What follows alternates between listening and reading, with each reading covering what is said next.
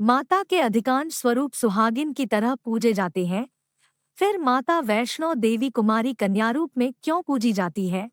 त्रिकुट पर्वत पर विराजने वाली माता वैष्णो देवी का धाम मां जगदम्बा का जागृत पीठ है। माता वैष्णो देवी के भक्त दुनिया भर से आते हैं और माता से मनोकामना पूर्ति का वरदान लेकर जाते हैं। माता वैष्णो देवी के मुख्य भवन पर पहुंचने से पहले एक अर्धकुमारी गुफा भी आती है, जहां से भक्तों को रेंगकर पार करना होता है। कहते हैं माता वैष्णो देवी के भक्तों के लिए यदि हर बार संभव न हो तो भी कम से कम एक बार तो अर्धकुमारी गर्भ गुफा से पार जरूर कर लेना चाहिए। धूमावती माता और एकाध अन्य माता के स्वरूपों को छोड़ दे तो मां जगदम्बा ज्यादातर जगह सुहागिन रूप में ही पूजी जाती है। माता वैष्णो देवी में सिंदूर चढ़ता है, सुहाग का आशीर्वाद भी मिलता है, परंतु माता कुंवारी रूप में है। माता वैष्णो के भक्तों को यह जानने की इच्छा जरूर होगी कि ऐसा क्यों है। इसके पीछे एक पौराणिक कथा आती है, वह हम आपको सुनाएंगे। आप सभी माता भक्तों से विनती है कि फेसबुक का हमारा ये पोस्ट शेयर जरूर कर दीजिएगा, ताकि माता वैष्णो देवी के ज्यादा से ज्यादा भक्त तक यह जानकारी पहुंचाई जा सके। त्रेतायुग की बात है। दक्षिण भारत के रामेश्वरम में समुद्र तट पर एक सुंदर गांव था। रत्नाकर पंडित यहीं रहते थे। रत्नाकर शिवजी और मां आदि शक्ति के बड़े भक्त थे। गांव शहर में रत्नाकर का मान तो बहुत था, पर कोई संतान न थी। रत्नाकर की पत्नी हमेशा मां आदिशक्ति से संतान की गुहार लगाती रहती थी। होने लगातार कई वर्षों तक मां की पूजा अर्चना की। कई सालों से संतानहीन रत्नाकर की पत्नी की प्रार्थना एक दिन मां ने सुन ली। वह गर्भवती हुई तो एक रात रत्नाकर के सपने में एक बालिका ने आकर कहा, मैं तुम्हारे घर आ रही हूं, पर एक शर्त पर।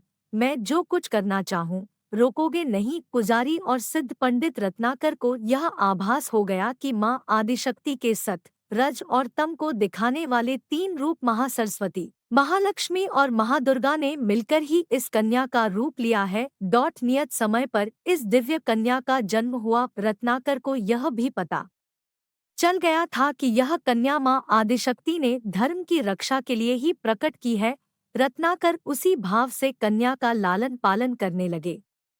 तीनों महाशक्तियों के मिलन के उस स्वरूप को उन्होंने त्रिकुटा नाम दिया। त्रिकुटा का स्वभाव जन्म से ही अनूठा था। बचपन से ही वह पूजा पाठ और धार्मिक कार्यक्रमों को देखकर प्रसन्न होती। अभी 10वां साल शुरू भी नहीं हुआ था कि त्रिकुटा को यह पता चल गया था कि भगवान विष्णु ने भगवान श्रीराम के रूप में धरती पर अवतार ले लिया है। त्रिकुटा ने यह व्रत ले लिया कि वह भगवान श्रीराम से ही विवाह करेगी, अन्यथा आजीवन अविवाहित रहेगी। त्रिकुटा ने अपने पिता से कहा कि वह रामेश्वरम के तट पर रहकर तपस्या करना चाहती है। शर्त के मुताबिक रत्नाकर ने उसे नहीं रोका। 10 बरस की उम्र से ही त्रिकुटा समुद्र तट पर एक कुटी बनाकर रहने लगी। वह भगवान श्रीराम को पति मानकर उनको पाने के लिए कठोर तप करने लगी। इसी तरह घोर तप करते त्रिकुटा को बहुत बरस बीत गए। सीताहरण के बाद भगवान श्रीराम लक्ष्मण के साथ दलबल लेकर सीता की खोज करते हुए रामेश्वरम पहुँचे। श्रीराम को पुल बांधने तक यहाँ ठहरना था।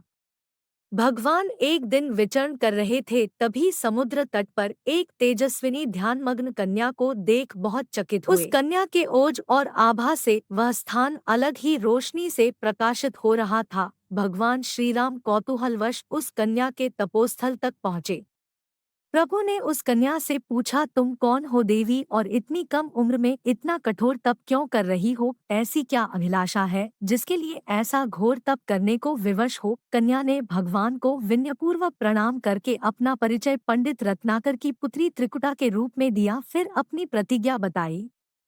त्रिकुटा जान गई थी कि उनके सामने साक्षात भगवान श्रीराम ही खड़े हैं, इसलिए उन्होंने निवेदन किया कि आप मुझे पत्नी के रूप में स्वीकार कर ले।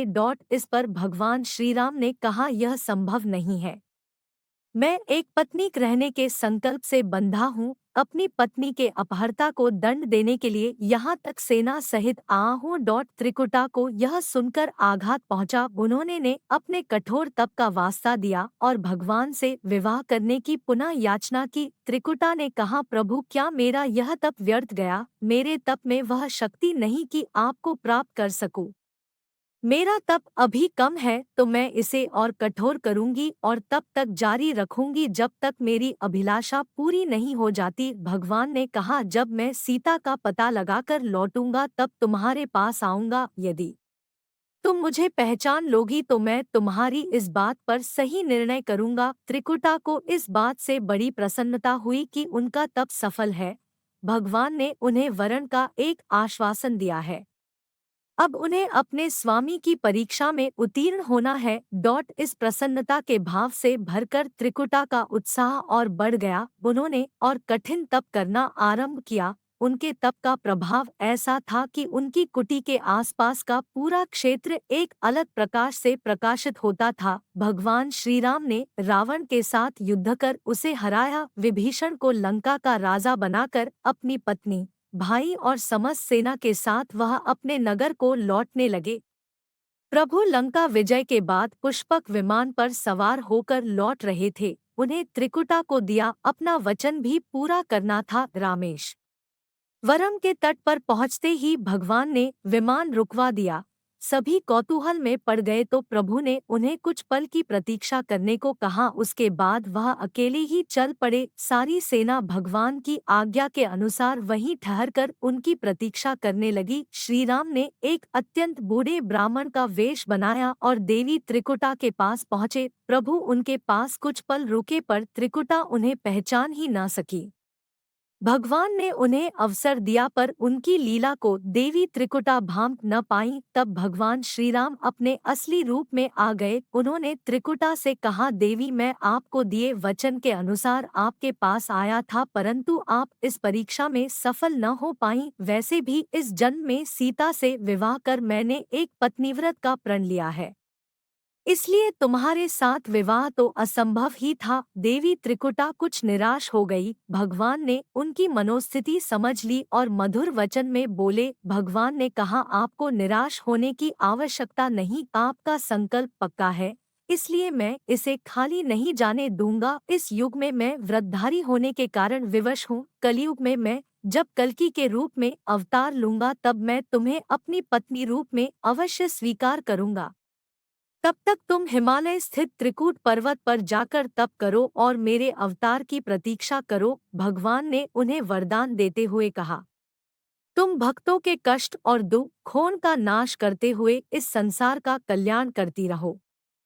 विष्णु का अंश होने, उनके कुल में अवतार होने तथा विष्णु पूजक होने के नाते सारा संसार तुम्हें माता वैष्णो देवी के रूप में पूजेगा। कलयुग में तुम्हारे लिए कुछ भी अदेय नहीं होगा। जो भी भक्त भक्तिभाव से तुम्हारी पूजा अर्चना करेंगे उन्हें तुम सर्वस्व प्रदान करोगी। भगवान श्रीराम यह वरदान देकर चले गए। त्रिकुटा श्रीराम से मिले इस वचन से अत्यंत प्रसन्न थी।